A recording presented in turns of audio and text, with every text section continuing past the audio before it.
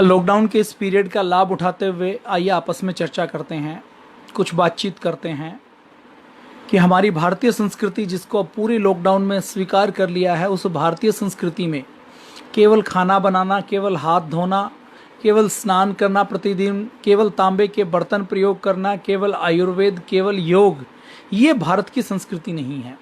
भारत की वैदिक सत्य सनातन संस्कृति किसे कहा गया है? भारत के वेदों को, दर्शन को, उपनिषद को क्यों कहा गया है कि ये सुपर साइंस है? एक और मोहर देखिए, मैं कोई विद्वान नहीं हूँ, मैं एक्सपर्ट नहीं हूँ, मैं साइंटिस्ट नहीं हूँ। आप और हम मिलकर बातचीत करके इस लॉकडाउन के पीरियड में जो आपस में स्वाध्याय करते हैं, कुछ पढ़ते हैं, उसके बारे में कुछ चर्चा करते हैं, एक सीखने की ओर, एक जानने की ओर एक कदम बढ़ाते हैं, जिस कदम पर, जिस ज्ञान के मार्ग पर आपको और हमें, हमारे पूर्व जन्म के कुछ कर्म रहे होंगे कि आपको और हमें भारत में जन्म मिला। भारत में जन्म मिलकर भी हम अच्छी चीज़ों से जुड़े, हमें अच्छे गुरु मिले, अच्छी मान्यताएं मिली, अच्छी परंपराएं मिले। हम राम और कृष्ण को अपना आदर्श मानते हैं। हम किसी वामपंथी नक्सलवादी परिवार में पैदा नहीं हुए, हम किसी असुर गैंग में पैदा नहीं हुए। ये हमारा सौभाग्य है, ये ईश्वर की कृपा है। तो आइए आज जानते हैं कि पूर्व जन्म पुनर्जन्म कुछ होता है या नहीं होता। देश और दुनिया के लोग इसके बारे में क्या मानते हैं, क्या जानते हैं, क्या सोचते हैं, इसके बारे में आज हम बातचीत करेंगे। लाइव 9 बजे करना होता है, लेकिन 9 बजे कुछ और विशेष कार्यक्रम चल रहा था, क्योंकि कई सारे कार्यक्रम, कई सारी जिम्मेदारियां, संगठन की दूसरी जिम्मेदारियां हैं, जिनके कारण उनकी प्रायोरिटी ज़्यादा है। ये बातचीत हम जो करते हैं, ये तो समय मिलने पर हम बातचीत करते हैं। तो अभी समय 9 बजे समय नहीं था, तो अभी पौने 10 बजे हमने तय किया कि जितनी भी आपस में विचारधारा है उसको शेयर कर लेते हैं, क्योंकि ये कहा जाता है कि विचार आज हमारे मस्तिष्क में आया, हमने उस विचार को तत्काल संज्ञान में नहीं लिया, उसको नोट नहीं किया, तो वो विचार फिर गायब हो जाता है, वो विचार कहीं ना कहीं खो जाता है। तो इस विचारों को जो आज हमने अध्ययन किया, जो आज हमने सीखा, आज हमने जाना, इसके बारे में आज हम थोड़ी सी बातचीत करेंगे। और इस थोड़ी सी बातचीत में, आपस में बातचीत में कुछ सीखने की, कुछ जानने की कोशिश करेंगे। हमारे ऋषियों ने वेद दर्शन उपनिषद के पीछे अपना जीवन क्यों लगाया? क्या इसमें कुछ सच्चाई है या केवल कपोल कल्पना की बातें हैं? अब तो ये भी नहीं कहा जा सकता कि हमारा भारत केवल एक अनपढ़ों का देश नहीं था, केवल जाहिलों का देश नहीं था, अपना भारत केवल गंवारों का देश नहीं था। क्या भारत में वाकई कोई ज्ञान विज्ञान होता था? क्या भारत किसी भी तरीके से दुनिया का सिरमौर होता था? उसके बारे में आज हम थोड़ी सी बातचीत करेंगे। और मैं पहले ये कह देता हूँ कि आज की जो हम बातचीत करेंगे वो वेद दर्शन उपनिषद की बातचीत नहीं करेंगे। वेद दर्शन उपनिषद तो कहते हैं, उनको तो हम मानते नहीं हैं, क्योंकि हम 800 साल तक गुलाम रहे। तो गुलामी हमारी सोच में, हमारे विचारों में, हमारे रग रग में बसी हुई है। कोई बात हमारे ऋषि कहें, हमारे देश में कोई व्यक्ति कहे, कोई साधु संत सन्यासी कहे, उसके ऊपर हमें यकीन कम होता है, हम दूसरे की बातों के ऊपर यकीन ज़्यादा करते हैं। तो पहले राष्ट्र जागरण की एक कविता, और उसके बाद आज मैं आपसे बातचीत करने वाला हूं एक ऐसे विदेशी व्यक्ति के बारे में जिसने भारतीय संस्कृति के सामने नतमस्तक होकर उस बात के ऊपर मोहर लगाई, जो बात हमारे वेद दर्शन उपनिषद में हमारे ऋषि मुनि कहते थे। और उसे छोटी सी मान्यता से दुनिया कैसे बदल सकती है। हम दुनिया का धर्म नहीं बदलना चाहते, हम दुनिया के अंदर अत्याचार नहीं करना चाहते, हम दुनिया की कोई टोपी नहीं उतारना चाहते। जैसे लोगों ने हमारे जने उतारे, हमारी चोटियां काटी, हम किसी के ऊपर अत्याचार नहीं करना चाहते। तो हमारा साइंस क्या था, उसकी बातचीत करेंगे। तब तक थोड़े से भाई बहन और जुड़ जाते हैं तो बातचीत करने में और ज़्यादा आनंद आएगा। आज का विषय तात्कालिक विषय नहीं है, आज का विषय हमारे और आपके मन का विषय है। और 100 धर्मों का धर्म एक बलिदान बताने आया। हे भारत के राम जगों में तुम्हें जगाने आया हूँ, और 100 धर्मों का धर्म एक बलिदान बताने आया हूँ। सुनो, हिमालय कैद हुआ है दुश्मन की जंजीरों में, और राज बता दो कितना पानी है भारत के वीरों में। खड़ी शत्रु की फौज द्वार पर राज तुम्हें ललकार रही, सोए सिंह जगो भारत के माता तुम्हें पुकार रही। रण की भेरी बज रही, उठो मोह निद्रा त्यागो, पहला शीश चलाने वाले माँ के वीर पुत्र जागो। बलिदानों के वज्रदंड पर देशभक्त की ध्वजा जगे, और रण के कंकड़ पहने हैं वे राष्ट्रभक्त की भुजा जगे। और अग्निपंथ के पंथी जागो, शीश हथेली पर धरकर, और जागो रक्त के भक्त लाडले, जागो सिर के सौदागर, खप्पर वाली काली जागे। खप्पर वाली काली दुर्गा पर बंडा, और रक्त बीज का रक्त चाटने वाली जागे चामुंडा, नरमुंडों की माला वाला जगह कपाली कैलासी, और रण की चंडी कर कर नाचे, मौत कहे प्यासी प्यासी, रावण का बस स्वयं करूंगा कहने वाला राम जगे, रावण का बस स्वयं करूंगा कहने वाला राम जगे, और दुष्ट शेष ना एक बचेगा कहने वाला श्याम जगे, परशुराम का परशु जागे, रघुनंदन का बाण जगे, और यदुनंदन का चक्र जगे, अर्जुन का धनुष महान जगे, चोटी वाला चाणक जागे, पौरुष परुष महान जगे, सेल्यूकस को कसने वाला चंद्रगुप्त बलवान जगे, हटी हमीर जगे जिसने झुकना कभी न जाना, और जगे पद्मनी का जौहर जागे केसरिया बाना, देशभक्ति का जीवित झंडा आजादी का दीवाना, और वह प्रताप का सिंह जगे, वह हल्दी घाटी का राणा, दक्षिण वाला जगे शिवाजी। कौन कि दक्षिण वाला जगे शिवाजी, खून शाह जी का ताजा, मरने की हट्टा ना करते फिकट मराठों के राजा, छत्रसाल बुंदेला जागे, पंजाबी कृपान जगे, और कनवाहे का जगे मोर्चा, पानीपत मैदान जगे, भगत सिंह की फांसी जागे, राजगुरु के प्राण जगे, और आजादी की दुल्हन को जो सबसे पहले चूम गया, कौन? सुभाष बाबू के आजादी की दुल्हन को जो सबसे पहले चूम गया, और स्वयं कफन की गांठ बांधकर सातों भावर घूम गया, उस सुभाष की आन जगे और उस सुभाष की शान जगे, ये भारत देश महान जगे, ये भारत की संतान जगे। तो झोली लेकर मांग रहा हूं, कोई शीश दान दे दो, और भारत का भैरव भूखा है, कोई प्राण दान दे दो, खड़ी शत्रु की दुल्हन कुंवारी कोई ब्याह रचा लो, और कोई मर्द अपने नाम की चूड़ी तो पहना लो, कौन वीर निज हृदय रक्त से इसकी मांग भरेगा, और कौन कफन का पलंग बिछाकर इस पर शयन करेगा। क्या कहते हो मेरे भारत से चीनी टकराएंगे? अरे क्या कहते हो मेरे भारत से चीनी टकराएंगे? अरे चीनी को तो हम पानी में घोल घोल पी जाएंगे। वह बर्बरता वह अशुद्धता हमने उसको शुद्ध किया, चीन। वह बर्बरता वह अशुद्धता हमने उसको शुद्ध किया, और हमने उसको बुद्ध दिया था, उसने हमको युद्ध दिया, और आज बजा फिर कफन चीज पर जिसको आना है आ जाओ, चाऊ माऊ चीनी मीनी जिसमें दम हो टकराओ, और जिसके रण से बनता है रण का केसरिया बाना। ओ कश्मीर हड़पने वालों कान खोल सुनते जाना, भारत के केसर की कीमत तो केवल सर है, और कोहिनूर की कीमत जूते 5 अजर अमर है। रण के खेतों में छाएगा जब अमर मृत्यु का सन्नाटा, लाशों की जब रोटी होगी और बारूदों का आटा, सनसन करते वीर चलेंगे जो बामी से फन वाला, और फिर चाहे पेकिंग वाला हो या रावलपिंडी वाला, जो हमसे टकराएगा वो चूर चूर हो जाएगा। इस मिट्टी को छूने वाला मिट्टी में मिल जाएगा। मैं घर घर में इंकलाब की आग लगाने आया हूँ। हे भारत के राम जगो, मैं तुम्हें जगाने आया। जय हिंद, जय भारत। जय हिंद, वंदे मातरम, भारत माता की जय।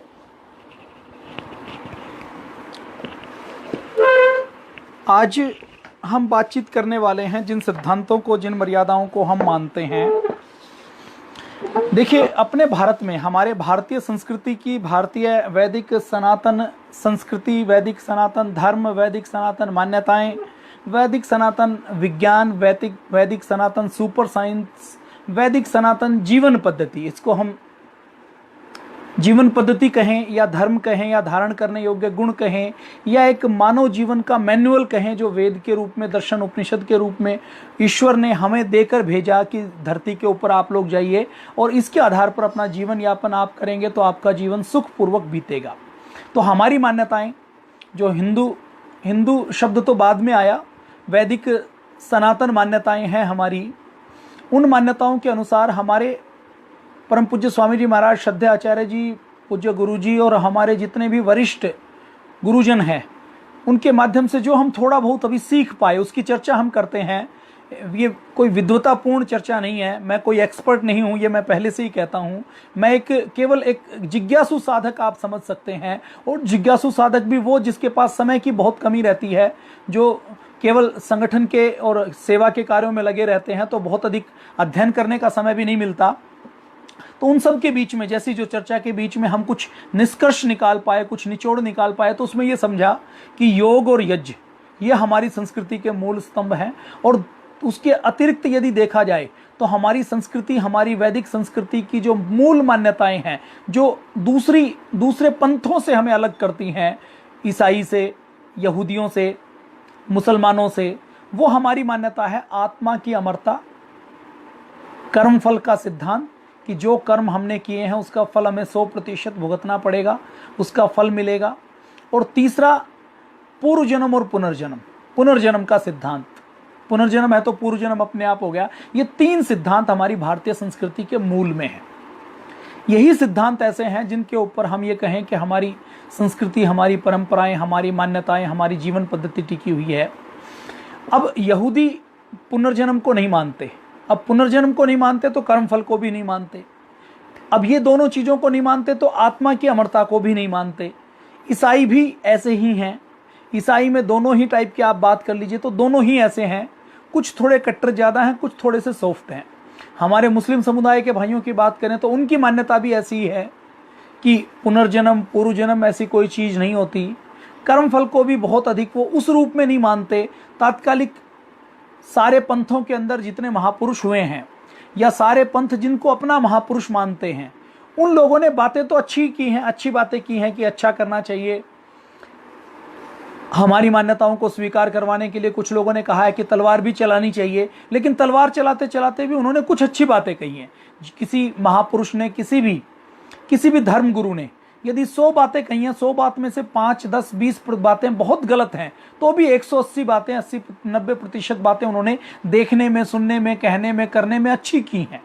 क्योंकि वो अच्छी बातों का आवरण यदि नहीं चढ़ाया जाएगा तो वो मत, वो पंथ, वो संप्रदाय जिनको आज धर्म बोला जाता है वो आगे बढ़ेगा नहीं। तो अपनी भारतीय संस्कृति और इनमें ये मूल अंतर क्या है कि ये संस्कृतियां, ये पंथ, ये पूर्व जन्म को, पुनर्जन्म को, कर्मफल को, आत्मा की अमरता को, इन सिद्धांतों को नहीं मानते, हम मानते हैं। अब इन्हीं में से ये एक ईसाई व्यक्ति हैं, डॉक्टर वाल्टर सैमविक। इन्होंने एक पुस्तक लिखी है जो इंटरनेशनल लेवल के ऊपर बेस्ट सेलर रही है, बोर्न अगेन। इन्होंने वैसे 3 पुस्तकें लिखी हैं, origin of soul and a purpose of reincarnation, return of the soul groups reunited. ये 2-3 पुस्तकें इन्होंने लिखी हैं। उसमें से एक पुस्तक उन्होंने बोर्न अगेन लिखी है, जिसमें ये पूर्व जन्म पुनर्जन्म की बात करते हैं। अब देखिए, ये जो इनकी जो मूल मान्यताएं हैं वो इसकी इजाजत नहीं देते। ईसाई धर्म के अंदर पूर्व जन्म पुनर्जन्म को नहीं माना जाता, मुस्लिम धर्म के अंदर भी नहीं माना जाता। और मुस्लिम धर्म में देखिए 2 प्रकार के 2 समूह हैं धर्म, मुस्लिम पंथ में या मान्यता में या संप्रदाय में। तो 2 प्रकार के समूह हैं, एक शिया, एक सुन्नी। इसमें सुन्नी अत्यंत अपने धार्मिक विश्वास है उनके ऊपर दृढ़ रहते हैं, और जो शिया हैं वो थोड़े से फ्लेक्सिबल हैं, थोड़े से कुछ चीज़ों को मान लेते हैं, एक हल्के पुल्के तौर पर, उतना कट्टरता के साथ विरोध नहीं करते। ये दोनों के अंदर थोड़ा सा अंतर है। तो ये डॉक्टर वाल्टर सैमविक जो ये क्या कहते हैं, ये इस पूर्व जन्म पुनर्जन्म के ऊपर ये कहते हैं कि इनके पास, ये साइकोलॉजिस्ट हैं, तो इनके पास कुछ केस आते हैं और वो जो केस की जांच करते हैं तो वो इस नतीजे पर पहुंचते हैं कि पुनर्जन्म होता है, हमारी आत्मा ट्रैवल करती है और कर्म फल भी होता है। अब जो आगे निष्कर्ष में ये जो बात कहते हैं, ये 431 पन्ने की पुस्तक है। मैं 431 पन्ने की पुस्तक में आपको 431 पन्ने आप पढ़ें इसके लिए मैं नहीं कहूंगा। इसमें जो निचोड़ की बातें हैं जो मैंने मार्क की, एन फ्रैंक एक यहूदी लड़की होती है जिसके ऊपर हिटलर के नाजी जिसको पकड़ लेते हैं उसको कंसंट्रेशन कैंप में रखा जाता है और जो 2 साल तक एक घर की अटारी में छुपी रहती है। इसने अपनी एक डायरी लिखी थी। जब ये लड़की मर गई तो उसके पिताजी को वो डायरी उनके घर से मिली, अटारी में जहाँ वो छुपी रहती थी। तो वो डायरी प्रिंट करवा के उसकी पब्लिशिंग हुई। फिर उसको कई भाषाओं में उसका अनुवाद हुआ और कई भाषाओं में अनुवाद होने के बाद उस डायरी को यहूदियों के ऊपर नाजियों ने, हिटलर ने कैसे अत्याचार किए थे उसके एक बहुत डिटेल डिस्क्रिप्शन के साथ, बहुत गहरी साहित्यिक एक विधा के साथ उसको पढ़ा जाता है, सुनाया जाता है। मेरे पुस्तकालय में भी वो डायरी रही है। मैंने वो पूरी नहीं पढ़ी, कुछ पन्ने उसके पलटे हैं। कि यहूदियों के ऊपर कैसे अत्याचार किए गए हिटलर ने, तो कुछ पन्ने मैंने उसके पलटे हैं। तो ये जो निष्कर्ष निकालते हैं डॉक्टर वोल्टर सैमविक जी, वो ये कहते हैं कि ये जो एन फ्रैंक है ये पहले यहूदी थी, यहूदी होकर हिटलर के नाजी कैंप में वो रही, वहां पर उनके प्राण लिए गए, जहरीली गैस सावर से छोड़ी गई और उसको अपने प्राण देने पड़े। उसने अपनी डायरी में जैसे वो छुप कर रही, जैसे वो अत्याचार किए, कैसे अत्याचार करते थे, कैसे नाजी सैनिक खड़खड़ाते हुए घरों के अंदर घुस जाते थे, बच्चों को बाहर निकाल लेते थे, यहूदियों को बाहर निकाल लेते थे, उनके हाथ के ऊपर एक सिंबल बना देते थे, सिंबल बनाने के बाद उनको कंसंट्रेशन कैंप में लेकर जाते थे, यातना शिविरों में लेकर जाते थे। यातना शिविरों में परिवार के बच्चों को अलग कर दिया जाता था, पुरुषों को अलग कर दिया जाता था, महिलाओं को अलग कर दिया जाता था, बूढ़ों को अलग कर दिया जाता था। जो जवान लोग होते थे उनसे रेल की पटरियां बनाने का, बारूद बनवाने का, दूसरी काम करवाने का काम लिया जाता था। जो बच्चे होते थे, जो बूढ़े होते थे, उनको सबसे पहले गैस चैम्बर बनाए हुए थे। उस गैस चैम्बर में जैसे शावर में पानी आता है, ऐसे ही शावर टाइप के बने हुए थे, उनके अंदर पानी की जगह से वो जहरीली गैस आती थी और जो उनके कुछ ही मिनटों के अंदर उनको तड़फा तड़फा कर मार डालती थी। तो ये सारा एक्सपीरियंस एना फ्रैंक को हुआ। अब एना फ्रैंक जो पहले यहूदी थी, बाद में वो दोबारा जन्म लेती है। अब जब वो दोबारा जन्म लेती है तो दोबारा जन्म लेकर वो 500 मील दूर किसी और देश में, ऐसा देश जहां पर एना फ्रैंक को कोई नहीं जानता, एना फ्रैंक की डायरी का अनुवाद भी नहीं हुआ है, वहां पर वो जन्म लेती है। और जन्म लेते ही वो अपने जो नए माँ बाप हैं, जो ईसाई माँ बाप हैं, उनको बताती है कि मैं ऐसे ऐसे एना फ्रैंक थी। जन्म लेते ही उसके अंदर लिखने की प्रतिभा बहुत अच्छी है और वो कहती है कि आप मेरे असली माँ बाप वो हैं, मैं वहाँ पर रही थी, मैंने ऐसे ऐसे अटारी देखी थी और ऐसे ऐसे नाजी सैनिक हमारे ऊपर अत्याचार करते थे। बचपन में ही जब वो किसी गार्ड को देखती थी, जब वो किसी वर्दीधारी को देखती थी, तो मतलब एना फ्रैंक ने जब दोबारा पुनर्जन्म लिया तो दोबारा पुनर्जन्म उसका एक ईसाई परिवार में हुआ और ईसाई परिवार में बर्ब्रो कार्लेन के नाम से उसने पुनर्जन्म प्राप्त किया। बर्ब्रो कार्लेन के नाम से जब उसने पुनर्जन्म प्राप्त किया तो पुनर्जन्म प्राप्त करने के बाद उसके मन में उसके पूर्व जन्म की स्मृति उसके पास थी। वो माँ बाप को बार बार कहती थी कि मुझे वहाँ ले चलो, वहाँ पर मेरा घर है, वहाँ पर मैं रही हूँ, इस प्रकार से अत्याचार हुए हैं। और वो जब बार बार बात करती थी तो पहले तो उसके घर वाले समझते थे कि ये पागल है, इसको तो कुछ जानकारी नहीं है। फिर उसने जब सारी चीज़ें बताई और उस समय तक जिस देश में उसका जन्म हुआ था उस भाषा में उस एना फ्रैंक की डायरी का अनुवाद नहीं हुआ था, कोई उसके बारे में जानता नहीं था। वो बच्ची उस दूसरे देश की किसी गतिविधि के बारे में उसके बारे में जान नहीं सकती थी। तो जब ये सारी चीज़ें होती हैं तो उनके परिवार के लोग निर्णय लेते हैं कि जिसका पहले जहाँ पर जन्म हुआ था, जहाँ पर ये रहती थी, वहाँ पर इसको हम लेकर जाते थे। तो वहाँ पर जब वो घूमने के लिए जाते हैं तो होटल में ठहरते हैं।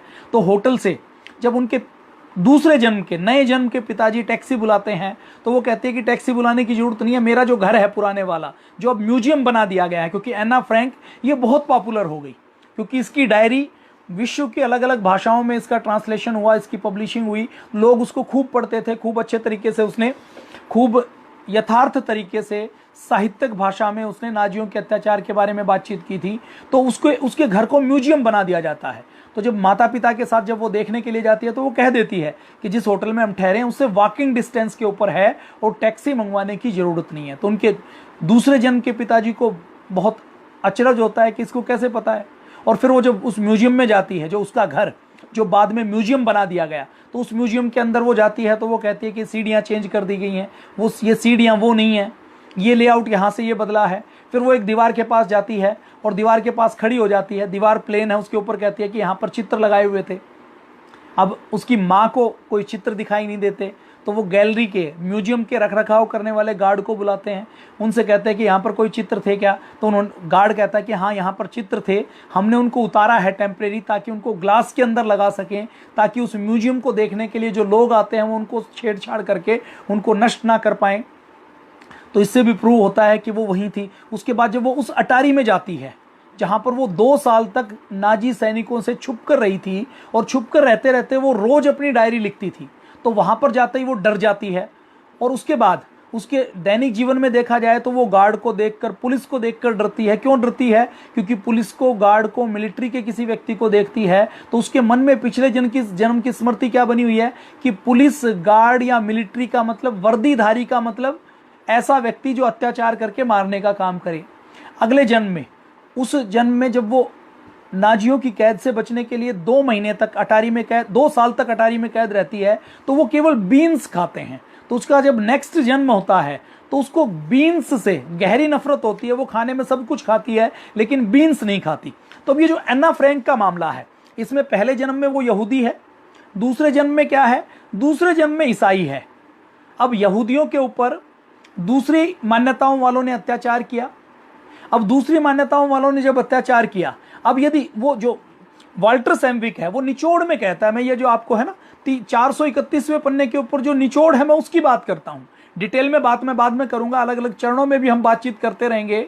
और ये कर्मफल का सिद्धांत और पुनर्जन्म का सिद्धांत इतना अद्भुत है भारतीय संस्कृति में। ये जो वॉल्टर कहते हैं, ये जो डॉक्टर वॉल्टर जो लास्ट में निचोड़ निकालते हैं, वो कहते हैं कि ये सिद्धांत इतना अच्छा है, इतना अद्भुत है कि यदि पूरी दुनिया के सारे लोगों को ये पता लग जाए, जैसे एना फ्रैंक जो पहले यहूदी थी, उनके ऊपर अत्याचार ईसाइयों द्वारा किए गए या किसी दूसरे पंथ मत या धर्म वालों के ऊपर किए गए, उन अत्याचार करने वालों को यदि पता होता कि अगले जन्म में हम यहूदी बन सकते हैं, या यहूदियों को पता हो कि हम ईसाई बन सकते हैं। फिलिस्तीन और इजराइल का झगड़ा है, शिया सुन्नी का झगड़ा है, हिंदू मुसलमान का झगड़ा है। आज कोई मुसलमान किसी दूसरे धर्म के व्यक्ति को तलवार के बल पर धर्म कबूल करवाता है। मान लीजिए औरंगजेब की मान्यता ये होती कि मैं इस जन्म में मुसलमान हूं और अगले जन्म में मैं हिंदू हो सकता हूं, और कोई उसके मन में पूरी तरह से बैठा देता, उसको प्रमाण दे देता, तो क्या कोई व्यक्ति इस प्रकार से गर्दन काट सकता था? किस प्रकार से क्या वो किसी के ऊपर अत्याचार कर सकता था? तो जो डॉक्टर वाल्टर हैं वो निष्कर्ष में क्या कहते हैं, वो ये कहते हैं कि यदि ये एना फ्रैंक और बार्बरो कार्लेन, इसका एक मामला पूरी दुनिया के लोग समझ जाएं कि कोई व्यक्ति इस जन्म में मुसलमान है, अगले जन्म में हिंदू बन सकता है, इसमें ईसाई है, अगले जन्म में यहूदी बन सकता है, इसमें यहूदी है, अगले जन्म में मुसलमान बन सकता है, ऐसे हम जन्म में धर्म चेंज कर सकते हैं। और धर्म चेंज करने के नाम पर, जो धर्म के नाम पर आज अत्याचार होते हैं, तो इससे वो अत्याचार रुक जाएंगे, क्योंकि हमें पता होगा कि ये जो जन्म है हमारा 60, 70, 80 साल का पीरियड है, ये तो केवल कपड़े बदलने जैसा है। देखिए, जब हम गीता पढ़ते हैं ना, और गीता में भगवान श्री कृष्ण कहते हैं कि आत्मा तो अजर अमर है, ये शरीर तो वस्त्र की भांति है, तो हमें वो गहराई पता नहीं लगती। आज अगर इस गहराई से आप सोचें कि पूरी दुनिया, मान लीजिए, पुनर्जन्म को मानने लग जाती है। अब पुनर्जन्म को मानने लग जाती है तो पूरी दुनिया ये मानेगी कि आज मैं किसी स्थान विशेष से, किसी धर्म विशेष से, जाति विशेष से, प्रांत विशेष से, मजहब विशेष से मैं ज़्यादा प्रेम रखता हूँ और दूसरों के ऊपर अत्याचार करता हूँ, तो वो गलत बात के ऊपर दूसरों को अत्याचार करेगा। हमने जो वसुदेव कुटुंबकम का नारा दिया, हमने जो कहा कि पूरा विश्व एक परिवार है, तो हमारी दृष्टि कितनी विशाल रही होगी, आप कल्पना करके देखिए। तो डॉक्टर वाल्टर ये कहते हैं कि केवल ये बात पूरी दुनिया के लोगों को समझ में आ जाए कि मैं आज ईसाई हूं, अगले जन्म में मैं यहूदी बन सकता हूं। इजराइल और फिलिस्तीन का झगड़ा है, फिलिस्तीन के आतंकवादियों को यह समझ में आ जाए कि अगले जन्म में हम यहूदी बन सकते हैं, तो वो क्या यहूदियों के बीच में जाकर आत्मघाती बम बन के अपने आप को उड़ाने का काम करेंगे? यहूदियों को पता लग जाए कि अगले जन्म में मेरा जन्म फिलिस्तीन में हो सकता है और मैं अरब देशों में किसी शेख के रूप में जन्म ले सकता हूं, तो क्या वो उनके ऊपर मिसाइल छोड़ पाएंगे? अब डॉक्टर वोल्टर ने ये जो निष्कर्ष निकाला है, शिया सुन्नी का झगड़ा होता है, शिया सुन्नी के इस झगड़े में यदि आज किसी सुन्नी को यह पता लग जाए कि अगले जन्म में मैं शिया बन सकता हूं, आज मैं जिसके ऊपर अत्याचार कर रहा हूं, जिसका मैं धर्म बदल रहा हूं, जिसकी मान्यता, पूजा पाठ की परंपरा और पद्धति बदल रहा हूं, आज मुझे पता लग जाए कि हो सकता है 10 साल बाद मुझे इसी रूप में जन्म लेना पड़े, तो क्या वो अत्याचार कर पाएगा? ये बात मैं नहीं कह रहा हूं, ये बात डॉक्टर वोल्टर कह रहे हैं, जो खुद ईसाई हैं, जो खुद पूर्व जन्म को, पुनर्जन्म को मानते नहीं। अब आगे वो क्या कहते हैं? अब वो आगे कहते हैं कि ये जितने पूर्व जन्म पुनर्जन्म के प्रमाण हैं, इनको पाठ्य पुस्तकों में पढ़ाया जाना चाहिए। हर बच्चे के मन में ये रटवा देना चाहिए कि यदि अब अगला ये तो इनको प्रमाण मिले हैं। प्रमाण कैसे मिले? इनको हजारों ऐसे प्रमाण मिले जिसमें कोई बच्चे का जन्म हुआ, उस बच्चे ने बोलना सीखा थी 3 साल में, 2.5 साल में, उसने कहा कि नहीं मेरा नाम ये नहीं है, मेरा नाम तो दूसरा है, मेरे माता पिता ये नहीं है, मेरे माता पिता तो कोई और हैं। वो बच्चा अपने पूर्व जन्म की सारी बात करता है, माता पिता को पहचान लेता। तो जितने केस ये आए, उन सारे केस के ऊपर जहां इनको जानकारी मिलती थी वहां पर ये पहुंच जाते थे। अब इनको कर्मफल का कुछ नहीं पता। अब ये आगे निष्कर्ष में क्या कहते हैं कि यदि पूर्व जन्म और पुनर्जन्म का पता लग जाए तो ये शिया सुन्नी का, ईसाई का, यहूदी का, ये हिंदू मुसलमान का ये झगड़ा खत्म हो जाएगा। अब दूसरा वो ये क्या कहते हैं, वो दूसरा निष्कर्ष निकालते हैं। वो निष्कर्ष में क्या कहते हैं, एक वो एग्जाम्पल और देते हैं।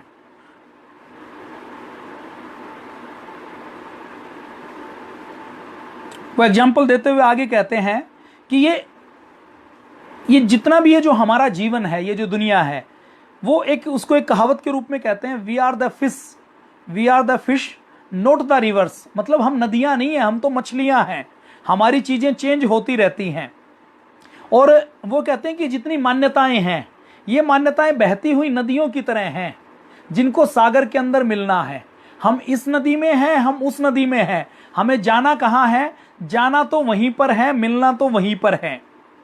ये नदियां ईसा मसीह के नाम से हो सकती हैं, पैगंबर साहब के नाम से हो सकती हैं, बुद्ध के नाम से हो सकती हैं, महावीर के नाम से हो सकती हैं, लेकिन अंततोगत्वा इनको मिलना कहाँ पर है, मिलना सागर में है। अब इसको मैं और गहराई से कहूँ तो ये सारी मान्यताएं जिनमें हमारे वैदिक धर्म संस्कृति के किसी एक गुण को ले लिया, कहीं समानता के गुण को ले लिया, कहीं शांति को ले लिया, कहीं अहिंसा को ले लिया, कहीं सत्य को ले लिया, इनको लेकर कोई एक संप्रदाय चला दिया। अभी भी भारत के अंदर भी अलग अलग मान्यताएं चलती हैं ना। जैसे अपने यहाँ कोई एक धार्मिक समूह है, अपने धार्मिक समूह जैसे आर्य समाज की मान्यताएं, अपनी वैदिक मान्यताओं को उन्होंने वेद को आगे रखा, सनातन की मान्यताएं अपने पुराण को आगे रखा, अपने सनातन संस्कृति को आगे रखा। ब्रह्म कुमारी की कुछ मान्यताएं हैं, कुछ स्वामीनारायण की मान्यताएं हैं, कुछ अलग अलग हमारे जो संत परंपरा को अलग अलग चीज़ों को फॉलो करते हैं, उनकी अलग अलग मान्यताएं। मूल वही है, मूल में से कुछ चीज़ों को उन्होंने बहुत अधिक उन्होंने स्वीकार कर लिया कि ये निचोड़ है, तो उनकी अलग अलग मान्यताएं होगी, लेकिन मूल वही है। तो ये कहते हैं कि ये जो महासागर है, ये वो, इनके शब्दों को मैं थोड़ा सा चेंज कर रहा हूँ। इन्होंने शायद हो सकता है वेद दर्शन उपनिषद कभी नहीं पढ़े हों, इन्होंने तो जो केस इनके पास आए उसके निचोड़ पर ये पहुंचे हैं। और हमारे ऋषि मुनियों ने क्या चिंतन किया है, इन्होंने तो केवल ये तो इसके निष्कर्ष पर पहुंचे हैं कि आत्मा होती है, आत्मा पूर्व जन्म पुनर्जन्म लेती है। जब पुनर्जन्म लेती है तो पिछले समय में कितना गैप रहता है, ये सोचने की कोशिश की है। जब गर्भ में कोई जीव आता है तो कितने समय बाद आत्मा उसके अंदर प्रवेश करती है, पहले दिन करती है कि 3 महीने बाद करती है कि 8 महीने बाद करती है। आत्मा का ओवरलैपिंग का पीरियड कितना होता है, मतलब आज किसी आत्मा ने शरीर छोड़ा तो अगला शरीर वो कब धारण करती है, अगला शरीर जब वो धारण करती है तो धारण करते हुए उसके इस शरीर के माता पिता पत्नी भाई बहन है, उनका जो एक समूह बना हुआ है, क्या वो ग्रुप भी सामने ट्रेवल करता है, दूसरी जगह जन्म लेता है। इन्होंने इन सवालों के ऊपर चिंतन किया। क्या कोई महिला पुरुष बन सकती है, क्या कोई पुरुष महिला बन सकता है, क्या धर्म परिवर्तन हो सकता है, इन बातों के ऊपर इन्होंने चिंतन किया। ये बातें कैसी हैं, ये बातें ऐसी ही हैं जैसे मैं कई बार कहता हूं ना कि मेरे घर में मेरा 5 साल का बच्चा है आयुष, अब वो कुछ कहीं कागज कलम लेगा, उसने कुछ भी लिख दिया उल्टा सीधा, तो वो सीधा सीधा ये कहेगा पापा देखो मैंने बहुत अच्छी ड्राइंग बनाई है ना। अब उसने कुछ ब्लॉक्स लिए या पतंजलि की साबुन घर में लेकर आए और वो साबुन को खड़ा करके कुछ ना कुछ घर सा बना देगा। साबुन को 4 उसने खड़ी कर दी तो वो कहेगा देखो मैंने कितना अच्छा घर बना दिया। अब वो उसी को अच्छा मान रहा है, जबकि हम उसका उत्साह बढ़ाने के लिए तो कह देते हैं कि वाह बेटे कमाल कर दिया आपने, इतना अच्छा बना दिया। लेकिन सच्चाई हमें पता है, जैसे बच्चे मिट्टी के खिलौने बनाते हैं और उसी मिट्टी को, उसी खिलौने को अपनी दुनिया समझ लेते हैं। ये डॉक्टर वोल्टर को मैं इसी स्थिति का मानता हूं। इन्होंने कुछ चीजें देखी, कुछ चीजों को देखकर वो कुछ निष्कर्ष पर पहुंचे, कुछ आधे अधूरे ज्ञान पर पहुंचे, कुछ मान्यताओं के ऊपर कुछ ये पहुंचे, लेकिन इनका ज्ञान अभी पूर्ण नहीं है। इस मामले में मैं ये मानता हूं कि हमारे वेद दर्शन उपनिषद में जो हमारे ऋषियों ने चिंतन किया वो कितना महान रहा होगा कि उन्होंने केवल रोटी कपड़े और मकान की चिंता नहीं करनी की। रोटी कपड़ा मकान तो उनके पास था ही, उन्होंने चिंता ये की कि हम कौन हैं, हम कहाँ से आए, हमें जाना कहाँ है, आत्मा का स्वरूप क्या है, मन का स्वरूप क्या है, चित्त क्या है, चित्त की वृत्तियां क्या हैं, उनका निरोध कैसे कर सकते हैं, समाधि क्या है, समाधि की प्राप्ति कैसे हो सकती है, कर्म कितने प्रकार के हैं, कर्माशय क्या होता है, कर्म का फल कैसे मिलता है, प्रारब्ध क्या है, पुरुषार्थ क्या है, भाग्य क्या है, हमारा कर्म क्या है, क्या कर्म से भाग्य बदला जा सकता है, हम अपने जीवन में सुख चाहते हैं तो सुख कहाँ से मिलेगा, शांति कहाँ से मिलेगी, परम सुख कहाँ से मिलेगा, संतोष कहाँ से मिलेगा। उन्होंने क्या चिंतन किया है, उन्होंने ये बच्चों के खेल खिलौने का चिंतन नहीं किया। अब मेरे घर में जो बेटा आयुष है वो 5 साल का है, उसको कार्टून के चैनल देखने में उसको मजा आता है। अब वो जो मेरी बेटी जो पहले कार्टून देखती थी, जो दूसरी बेटी है जो 8-9 साल की बेटी है, 9 साल की बेटी है, उसको वो वाले कार्टून अच्छे नहीं लगते, उसको थोड़ा सा कुछ और चाहिए। अब जो 14 साल की बेटी है उसको उन दोनों के कार्टून में बिल्कुल मजा नहीं आता, उसको कुछ और साइंस फिक्शन की स्टोरी चाहिए या उसको और थोड़ा सा जिसमें ब्रेन की एक्सरसाइज हो, वैसी चीजें चाहिए। अब पहले उनको वो अच्छा लगता था तो मैं उससे कहता था कि ये जो आयुष है इसके लिए कार्टून ही दुनिया है, ये उससे बाहर नहीं सोच पाता। वो जब पहले ये करती थी तो उसको ये लगता था कि ये यही दुनिया है, लेकिन उससे निकलने के बाद पता लगता है कि ये दुनिया नहीं है, ये तो केवल भूल भुलावा है। ये जो आयुष जिसको सोचता है कि मैं ये खिलौने खेल लूंगा, मैं ये कार्टून कर लूंगा, मुझे ये मिल जाएगा तो इससे बहुत अच्छा हो जाएगा, वो सच्चाई वो नहीं है। तो हमारे ऋषि मुनियों ने रोटी पर, भोजन पर, वस्त्रों पर या भवन बनाने पर इनके ऊपर चिंतन नहीं किया। उन्होंने तो ये चिंतन किया ब्रह्मांड क्या है, ब्रह्मांड के अंदर कैसे ट्रेवल कर सकते हैं, दूसरे ग्रहों के साथ संपर्क कैसे स्थापित कर सकते हैं, ईश्वर का स्वरूप क्या है, आत्मा क्या है, परमात्मा क्या है, मोक्ष कैसे हो सकता है, मुक्ति कैसे पा सकते हैं। इन गहरे सवालों का जवाब उन्होंने खोजा है। अब मैं अगर कहूं कि ये जो आयुष घर बनाता है या कार्टून देखता है तो इन कार्टून के अंदर से कुछ मिलने वाला नहीं है तो ये बात 5 साल के बच्चे को या 9 साल की मेरी गुड़िया को समझ में आने वाली नहीं है। वो ये समझेगी कि पापा कैसी बहकी बहकी बातें कर रहे हैं, हमें तो यही अच्छा लगता है। तो ऐसे ही आज का जो आधुनिक विज्ञान है वो एक बच्चे की तरह है, एक शिशु की तरह है, जिसने कुछ चीजें प्राप्त कर ली तो उसको वो संपूर्ण मानता है, जबकि वो संपूर्ण नहीं है। तो ये जो डॉक्टर वोल्टर है, मैं डॉक्टर वोल्टर की बात इसलिए कर रहा हूं कि मैं वेद की, दर्शन की, उपनिषद की बात करूंगा तो हमारे युवा ये सोचेंगे कि ये तो खाली बैठे हुए व्यक्तियों की क्या बात है। जब किसी अंग्रेज की बात करते हैं तो उनको ये लगता है कि ये कुछ बात है, इसके अंदर कुछ चीजें हैं। डॉक्टर वोल्टर ने और क्या निष्कर्ष निकाला। अब ये जो सारे निष्कर्ष है ना, ये मिलते कहां हैं? ये मिलते वहीं हैं जो हमारे ऋषियों ने कहा है, जो गीता का ज्ञान कहता है, जो भगवान श्री कृष्ण कहकर गए, जो हमारे उपनिषद कहते हैं, हमारे दर्शन कहते हैं, हमारे वेद कहते हैं, वो सब वहीं पर मिलते हैं। अब वो डॉक्टर वोल्टर और रेफरेंस देते हैं। रेफरेंस किसके देते हैं कि इस दुनिया में जितने न्यूज चैनल्स के ऊपर कोई प्रोग्राम आए, जहां पर जिन्होंने रिसर्च की इस मामले में, उन सब के ऊपर कहते हैं। वो अगली बात क्या कहते हैं? वो कहते हैं कि केवल शरीर दूसरा मरकर आत्मा केवल पुनर्जन्म नहीं लेती, आत्मा पुनर्जन्म लेने के साथ साथ आत्मा जब दूसरा जन्म लेती है तो बचपन से लेकर बड़े होने तक उसकी पूरी पर्सनैलिटी, जो पिछली बार हमने जन्म लिया था, वो सब पर्सनैलिटी अगले जन्म में भी ट्रेवल करती है। लिंग बदल सकता है, कोई पुरुष से महिला हो सकता है, महिला से पुरुष हो सकता है, स्थान बदल सकता है, व्यक्ति बदल सकता है। अब क्योंकि इनका ज्ञान पूरा नहीं है इसलिए योनि बदलती है, ये इनको नहीं पता। तो देखिए, मनुष्य का जन्म तभी मिलता है जब व्यक्ति ने कर्म अच्छे किए हों। और हमारी मान्यता यह है कि मनुष्य का जन्म तो मिल गया, कर्म कुछ अच्छे किए हैं, लेकिन कुछ बुरे कर्म किए हैं, तो मनुष्य का जन्म मिला तो जन्म लेते ही हार्ट के अंदर छेद हो जाएगा, जन्म लेते ही कोई ऐसा रोग हो जाएगा। जन्म मिलेगा तो मिलेगा कहां? हो सकता है अफ्रीका की किसी देश में मिल जाए, इथोपिया जैसे देश में, कंबोडिया जैसे देश में मिल जाए, या पाकिस्तान, बांग्लादेश जैसे देश में मिल जाए कि जन्म तो मिल गया लेकिन सुविधाएं नहीं है। और हो सकता है जन्म मिले भारत जैसे देश में, हो सकता है जन्म मिले ऑस्ट्रेलिया जैसे, कनाडा जैसे देश में, जिसको आधुनिक लोग अच्छा मानते हैं। मैं नहीं मानता, सड़क सुरक्षा, स्वास्थ्य वहां पर अच्छा है तो लोग अच्छा मानते हैं कि वहां की लाइफस्टाइल बहुत अच्छी है। तो जन्म कहाँ मिलेगा, दरिद्रता होगी या नहीं होगी, माँ बाप कैसे मिलेंगे, झोपड़ी में जन्म होगा कि महल में होगा, संघर्ष कितना करना पड़ेगा, गुदड़ी के ऊपर पैदा होंगे कि डनलप के गद्दों के ऊपर पैदा होंगे, ये फिर कर्म तय करते हैं। जन्म भी कर्म तय करते हैं। तो इन्होंने योनि दूसरी मिलती है उसका उन्होंने रेफरेंस नहीं लिया। और उसका ले भी नहीं सकते, क्योंकि पिछले जन्म में यदि कोई मनुष्य है और इस जन्म में उसको यदि कुत्ते की, सूअर की, किसी और की योनि मिली, तो उससे वो ये बातचीत नहीं कर सकते वैज्ञानिक, तो उसको स्वीकार नहीं कर सकते। हमारे ऋषियों ने और गहरा चिंतन किया तो उन्होंने ये बातें भी बताई हैं कि योनि भी परिवर्तन होती है, और हमें यदि मनुष्य का जन्म लिया है और इस मनुष्य के जन्म लेने पर मनुष्य के शरीर में हम यदि अच्छे कर्म कर सकते हैं तो ये हमारी बहुत बड़ी अचीवमेंट है। अब ये आगे क्या कहते हैं, वो आगे कहते हैं कि ये जो हम जब पुनर्जन्म लेते हैं तो हमारे संस्कार भी ट्रेवल करते हैं, शक्ल सूरत जन्म जन्मों तक एक दूसरे से रिफ्लेक्ट करती है। वो कहते हैं केवल आत्मा नहीं जाती, उन्होंने अपने शब्दों में कहा है कि एक टाइप से एनर्जी का होलोग्राम जाता है।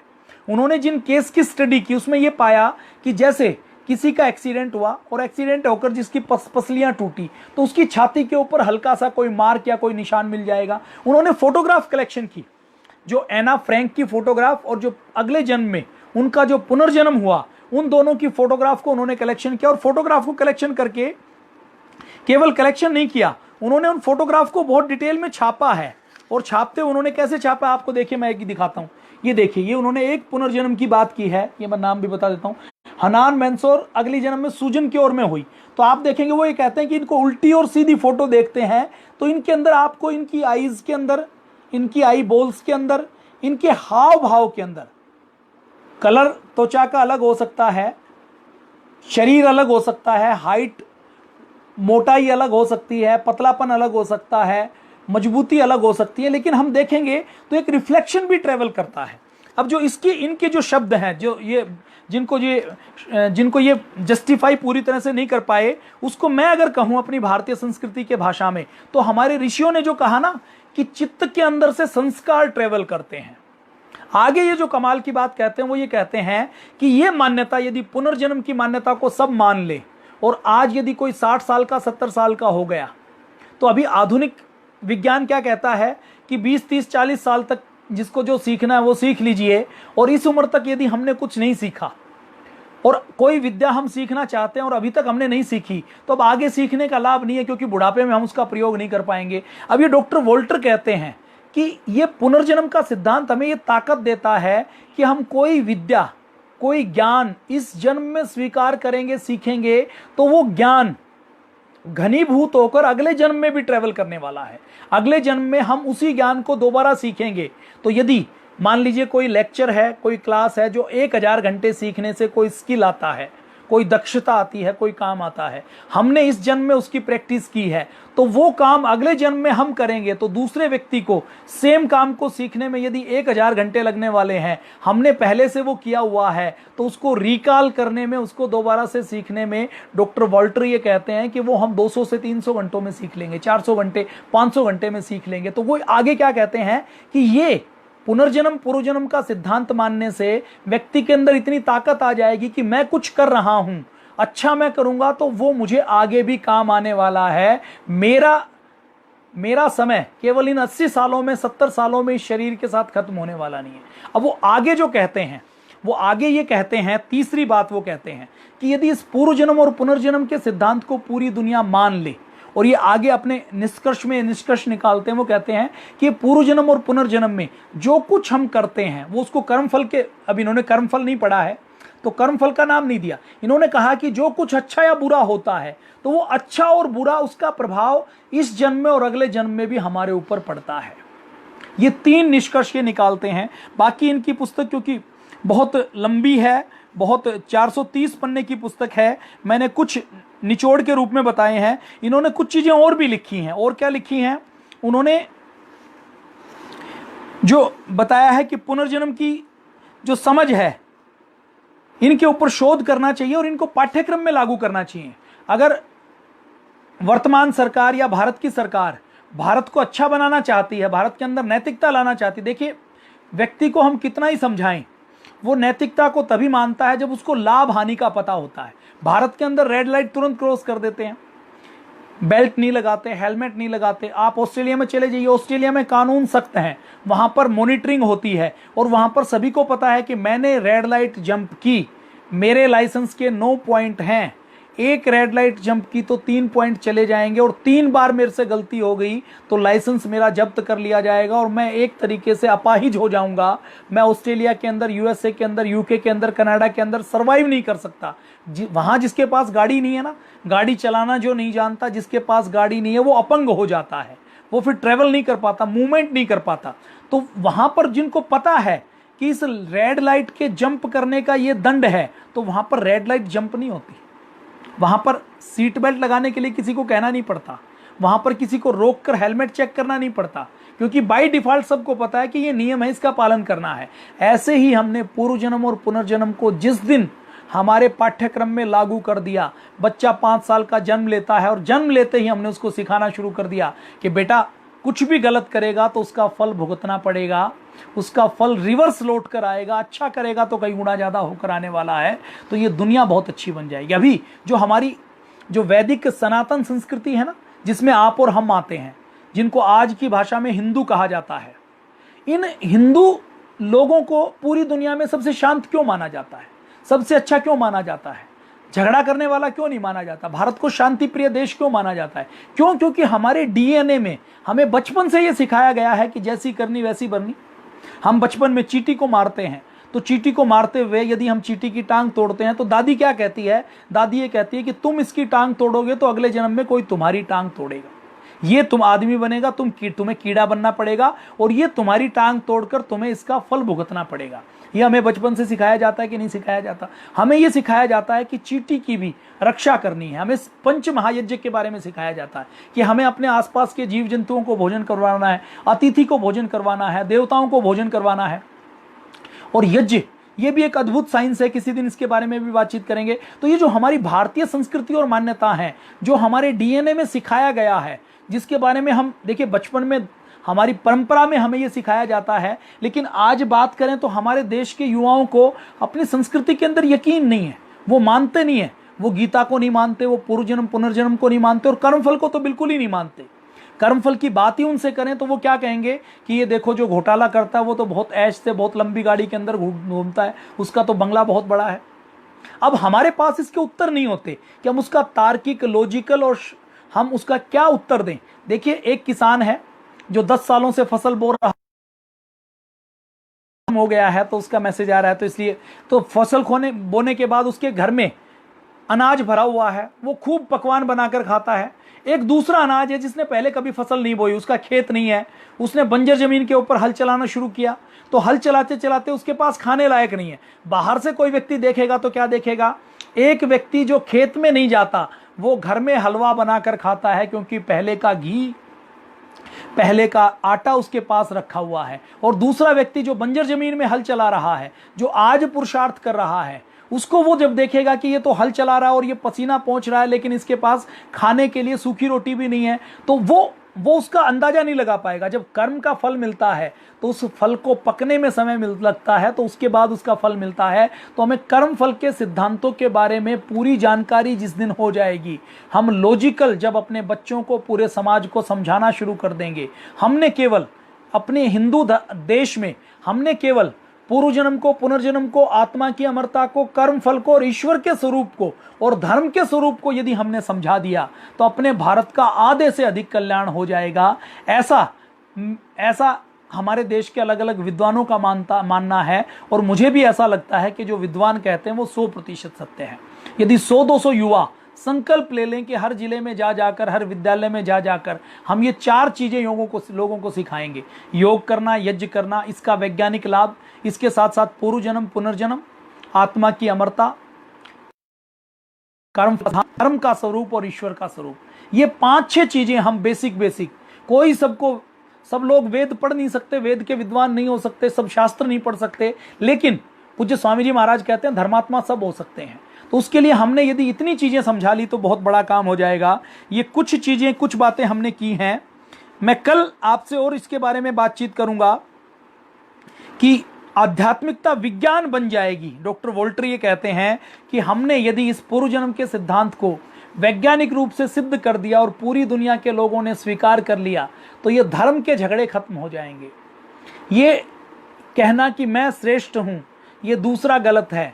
एक दूसरे की भौगोलिक सीमाओं की विजय प्राप्त करना, एक दूसरे का शोषण करना, ये अत्याचार करना, जिस दिन ये हो जाएगा तो डॉक्टर वोल्टर, जो देखिए ईसाई हैं, जो नास्तिक हैं, जो पूर्वजन्म पुनर्जन्म को बिल्कुल नहीं मानते, वो क्या कहते हैं कि आध्यात्मिकता बलिदान बन जाएगी, आध्यात्मिकता विज्ञान बन जाएगी, विज्ञान बन जाएगी, हिंसा नहीं होगी। तो ये वो एग्जाम्पल देते हैं, उसमें उन्होंने बहुत से केस लिए हैं। कुछ एक दो केस मैं आपके सामने बताना चाहूंगा। एक केस मैं बताता हूं, उसमें वो अलग अलग केस की बात करते हैं।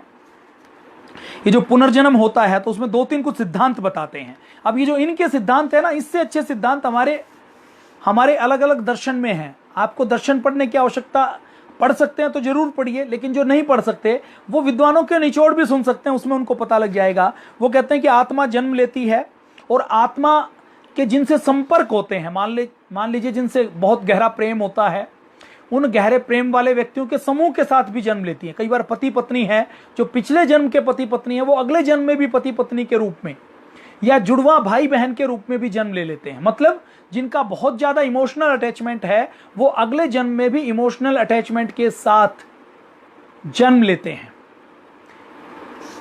इसके साथ साथ जो हमारी फिजिकल बनावट है, या हमारे जो जन्म लेते हुए जो हमारे निशान है, वो हमारे पूर्व जन्म के किसी ना किसी संबंध के कारण, किसी चोट के कारण, किसी दूसरी चीज के कारण होते हैं। आगे वो कहते हैं कि आत्मा का एक एनर्जी का टेम्पलेट बार बार मेमोरी लॉस हो रही है, ये मोबाइल की मेमोरी कम बची है, इसलिए तो वो कहते हैं कि आत्मा का एक होलोग्राम जाता है, और उस होलोग्राम के अनुसार केवल आत्मा दूसरे शरीर में खाली नहीं जाती, वो अपने पिछले जन्म के संस्कार लेकर जाती है, और केवल चित्त के संस्कार नहीं लेकर जाती। वो इनका यह मानना है कि चेहरे की बनावट भी जाती है, आदतें जाती हैं, व्यवहार जाती है, भाषा भी जाती है। उन्होंने कहा कि कई लोगों का जिनका अगला जन्म हुआ, उन्होंने पिछले जन्म की भाषा को लिखकर बोलकर बताया।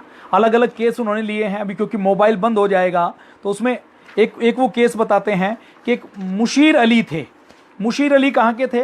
ये काकोरी आपने जगह सुनी होगी, काकोरी शाहजहांपुर बरेली के पास में, लखनऊ के पास में, जहां पर पंडित राम प्रसाद बिस्मिल ने अंग्रेजों की ट्रेन से हमारी संपत्ति को वापस लिया था। अंग्रेजों ने जो लूटा था वो धन वापस लिया था। तो उस काकोरी में मुशीर अली नाम का एक व्यक्ति रहता था, जिनके पिताजी थे हैदर अली।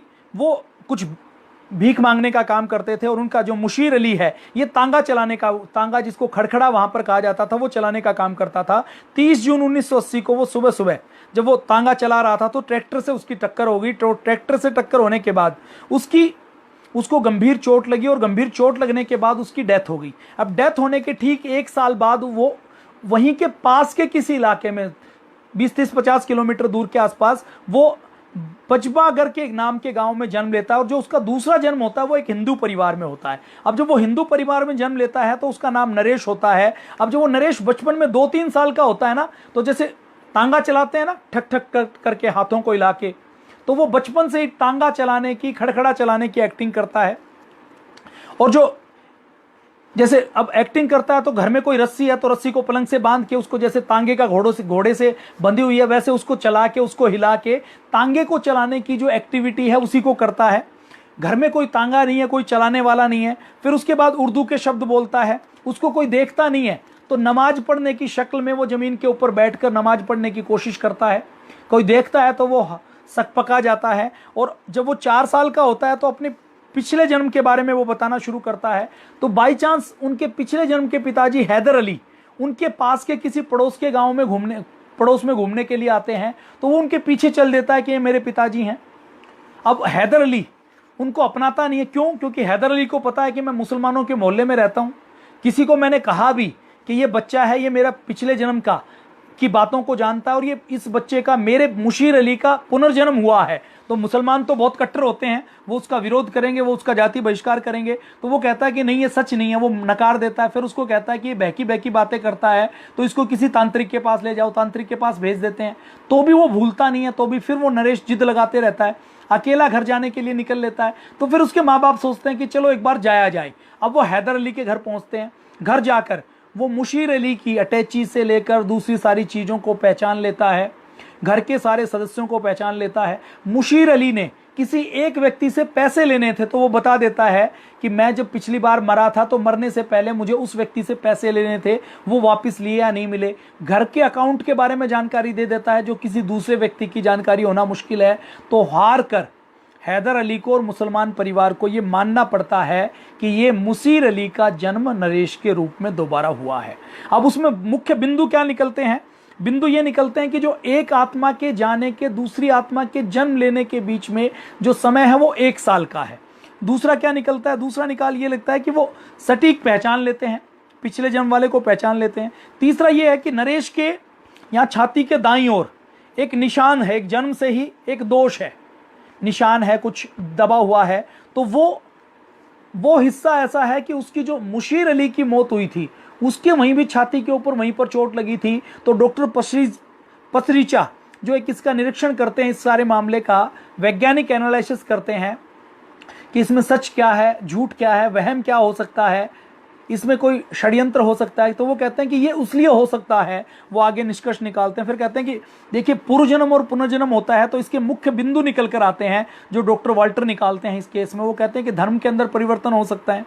फिर कहते हैं कि पिछले जन्म की जो प्रतिभा है, मतलब पिछले जन्म में यदि तांगा चलाना मुशीर अली जानता था तो इस जन्म में नरेश के अवचेतन मन में तांगा चलाने की यादें हैं। मतलब वो तांगा, रस्सी को कैसे चलाना है, कैसे आवाजें निकालनी है, कैसे घोड़े को हैंडल करना है, ये अगले जन्म में उसके अंदर सहजता के साथ आ गई।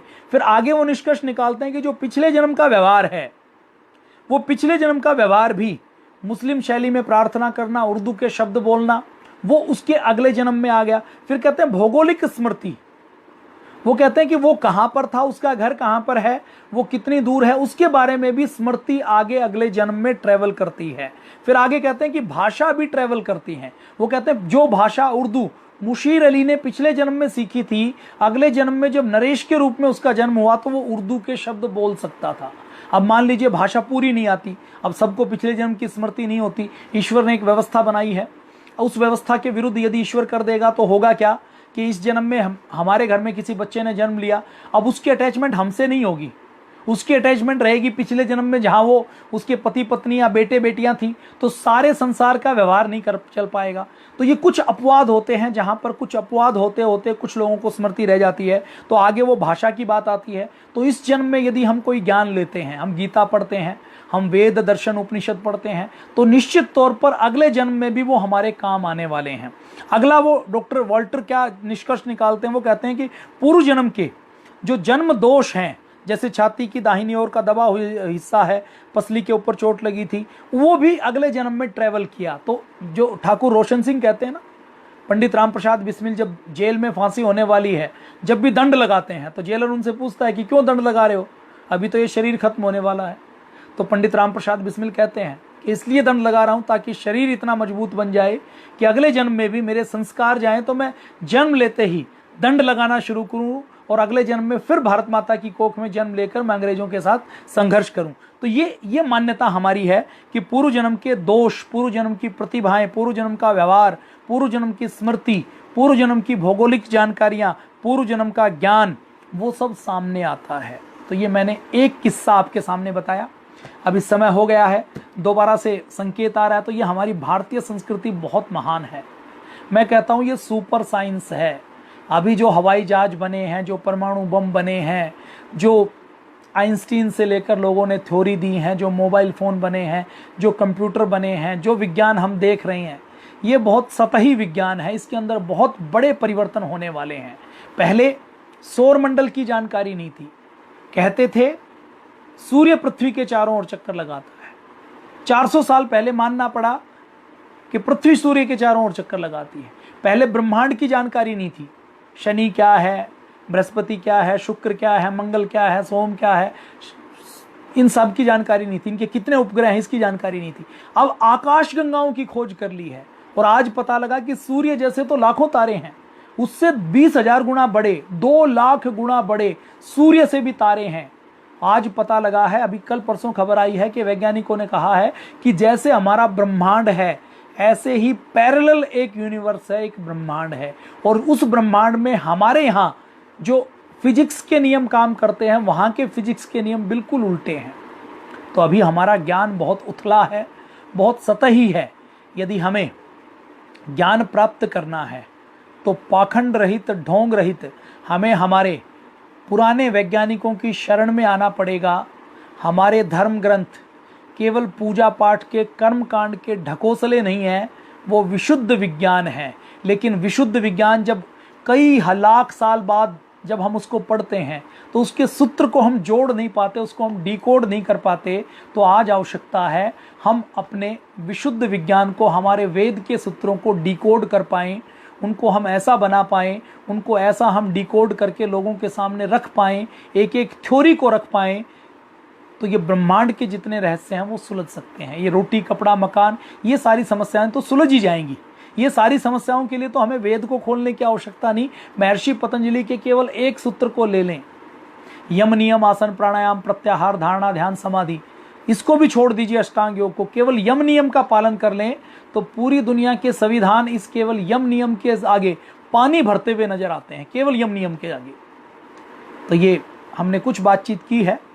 मैं कोई एक्सपर्ट नहीं हूँ, विद्वान नहीं हूँ, आपकी तरह एक जिज्ञासु हूँ, एक दर्शक हूँ, एक साधक हूँ। कुछ चीज़ें रखने की कोशिश की है, हमारे भारत के युवाओं को हम जगा सकें, थोड़ा सा समझा सकें, थोड़ा सा वैज्ञानिक दृष्टिकोण के साथ समझा सकें कि हमारा ज्ञान विज्ञान उन्नत रहा है, हमारी मान्यताएं साइंटिफिक रही हैं। तो इसके बारे में आज बातचीत आपके सामने रखी। आपको ठीक लगा हो तो इसको शेयर कर लीजिए। कभी समय हुआ तो इस विषय के ऊपर दोबारा से फिर बात करेंगे। अभी विराम लेते हैं क्योंकि अभी मुझे लगता है समय भी काफ़ी हो चुका है, 10:40 हो चुके हैं और ये बिल्कुल ओड टाइम था। 9:45 बजे कोई लाइव करने का समय नहीं होता। आपका और हमारा, हम सब सुबह 4:30 बजे उठने वाले हैं, 5 बजे परम पूज्य स्वामी जी महाराज ध्यान करवाने वाले हैं। फिर भी 300-400 लोग जिन्होंने जुड़कर इस रात को हमने आपसी चर्चा में, समूह चर्चा में भाग लिया, उसके लिए मैं आप सबका आभार व्यक्त करता हूँ। जय हिंद, वंदे मातरम, भारत माता की जय।